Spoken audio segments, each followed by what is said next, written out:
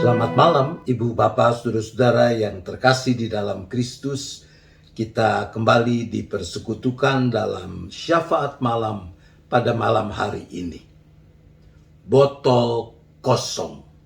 Demikian judul cerita singkat yang menjadi bahan refleksi perenungan kita dalam syafaat malam saat ini.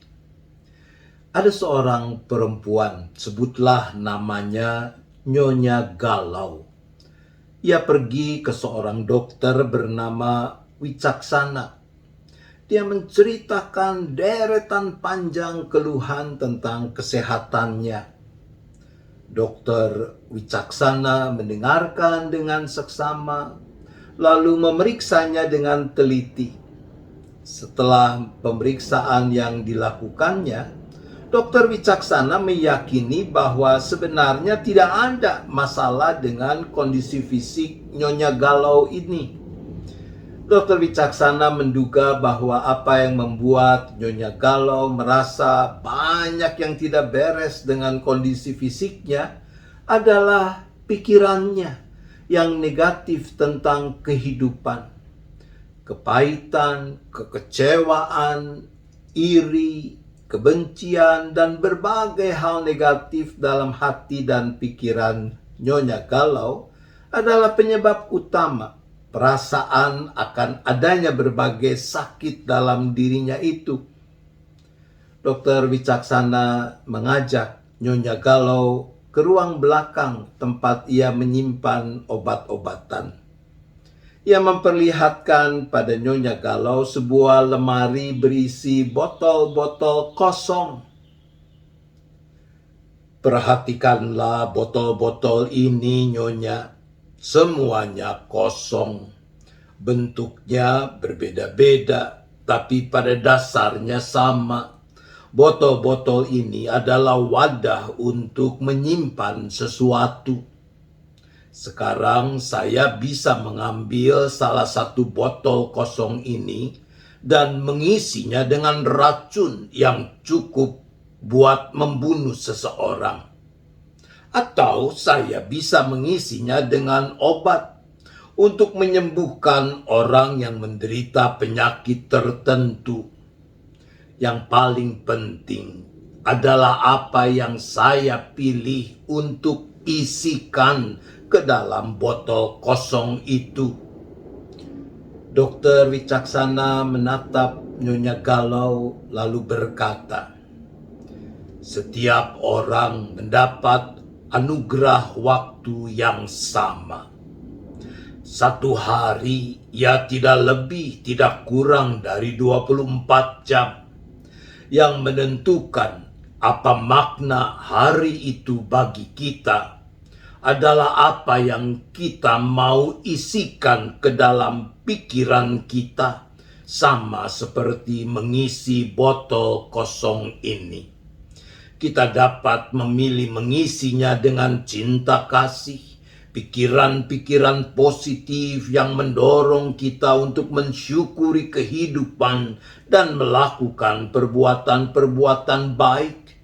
Tapi kita juga bisa mengisinya dengan serba kekhawatiran, kebencian, kekecewaan, kemarahan, iri, dengki, dan pikiran-pikiran kotor, keserakahan, serta berbagai pikiran beracun lainnya yang merusak dan menghancurkan kehidupan ini, termasuk kesehatan kita." Nyonya Galau terpekur mendengar apa yang dikatakan oleh Dokter Wicaksana. Ibu, Bapak, Saudara yang dikasihi Tuhan, pilihan ada pada kita. Kita yang menetapkan, kita yang memilih apa yang mau kita masukkan ke dalam botol kehidupan kita. Bukankah benar apa yang dikatakan oleh Dokter Wicaksana kepada Nyonya Galau? Bahwa apa yang kita isikan ke dalam botol kosong di setiap hari kehidupan kita akan menentukan bagaimana kita memaknai hidup dan menjalaninya. Oleh karena itulah Rasul Paulus menegaskan dalam surat Filipi pasal 4 ayat 8. Ia menuliskan begini, "Jadi akhirnya saudara-saudara, semua yang benar, semua yang mulia, semua yang adil, semua yang suci, semua yang manis, semua yang sedap didengar, semua yang disebut kebajikan dan patut dipuji, pikirkanlah semuanya itu." Saudaraku, seberapa sering dan seberapa serius kita mengisi botol kosong pikiran kita dengan hal-hal itu? Berapa banyak kata dan perbuatan yang batal kita ucapkan dan lakukan sekiranya kita sungguh-sungguh mengisi pikiran kita dengan hal-hal tersebut. Dan sebaliknya, berapa banyak kata dan perbuatan yang akan kita ucapkan dan lakukan dengan sepenuh hati karena kita mengisi pikiran kita dengan hal-hal tersebut, dan dengannya kita makin memuliakan nama Tuhan. Tuhan menolong kita. Amin. Mari kita berdoa. Bapa di sorga, ampunilah kami kalau di sana sini kami masih suka mengisi pikiran kami dengan hal-hal yang negatif. Tuhan, kasihanilah kami.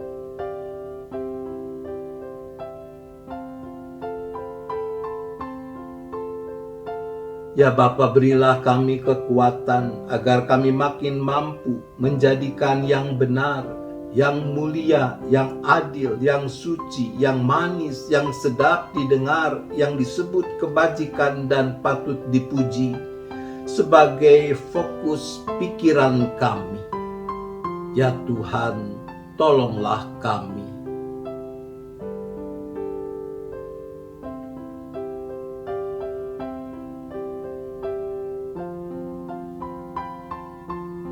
Kami terus berdoa bagi upaya-upaya mewujudkan kedamaian dan perdamaian di dunia ini, khususnya untuk penyelesaian konflik di Eropa Timur antara Rusia dengan Ukraina.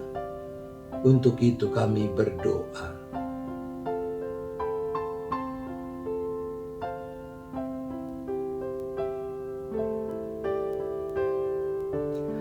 Kami berdoa juga bagi bangsa dan negara kami. Kami bersyukur untuk upaya-upaya yang telah dilakukan dan masih akan terus dilakukan oleh pemerintah guna mengatasi pandemi yang telah mengganggu begitu banyak aspek kehidupan. Untuk itu kami berdoa.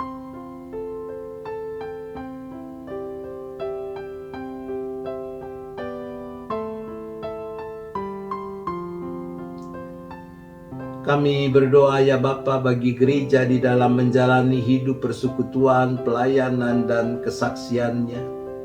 Juga kehidupan, keberadaan jemaat-Mu GKI Gading Indah.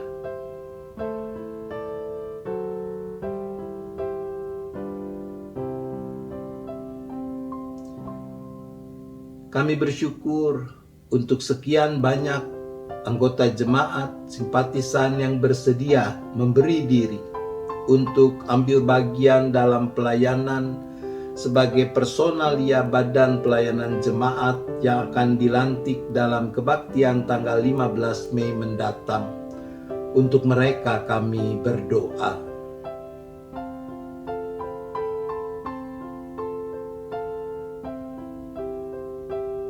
Kami juga berdoa memohon campur tangan Tuhan untuk rencana kebaktian gabungan GKI Gading Indah dan GKI Kelapa Cengkir dalam memperingati kenaikan Tuhan Yesus Kristus.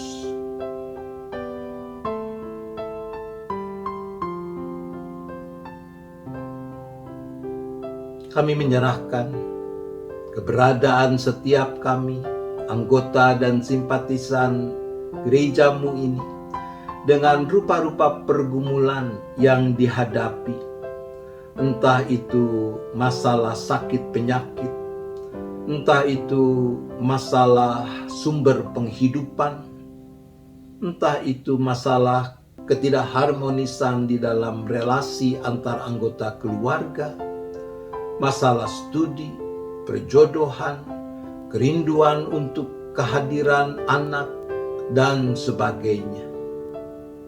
Tuhan teguhkan iman, pengharapan, penyerahan setiap kami tetap hanya kepadamu.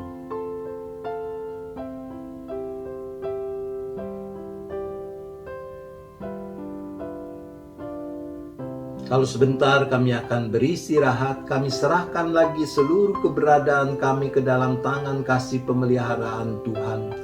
Biar kami boleh beristirahat dengan cukup, kami boleh tidur dengan nyenyak, dan besok menyambut hari baru dengan penuh sukacita, dengan penuh kerinduan untuk dapat makin memuliakan nama Tuhan. Terima kasih ya Bapa, hanya di dalam nama Yesus kami memohon. Amin. Selamat malam Ibu Bapak Saudara-saudara, selamat beristirahat. Tuhan tetap beserta kita.